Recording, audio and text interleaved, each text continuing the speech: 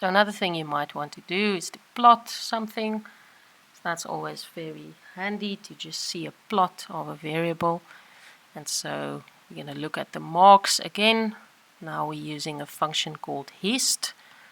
And if you remember names of plots you've encountered before, you may think that this function could be for histogram.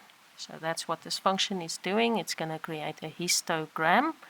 So hist, and again we're telling it what we want a histogram of, and we're saying object demo data $, marks, meaning we're going to use only the marks column.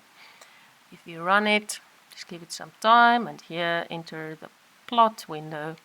So this is now the first time we actually use the plot window, but so any plots you make are going to show up in the plot window. It opens by itself, and here you can see the histogram you made. So demo data $marks is on the x-axis as expected for a histogram, and you see the bars there. We'll talk much more about histograms later in the assignment. So that's not a very nice plot. Let's look at it again. It's okay, but it's not very nice. R can make much nicer plots, and that's one of the perks of R, and one of the great reasons to learn R is because it really makes very beautiful plots, and you can make almost any plot that you can imagine you can create in R. So this is just a small example of one of them. It's not the most informative plot in the world, but it's much more beautiful than the previous one. Just gonna drag up to make the plot window a bit bigger. It's gonna refresh by itself just now. No, it isn't. Oh, wait, there we did.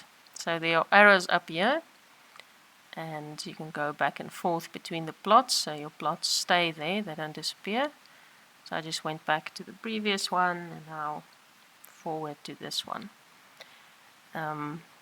So as you can see, we have marks on the x-axis, the age variable on the y-axis, and then these points are, so this person, this person is 20 years old and scored here around 5. But then also we specified that the size of the marks should be, well, let's talk about the color first. The color of the marks, not the marks, the points on this graph. The color should be for what job the person is doing, so you can see that's what's going on.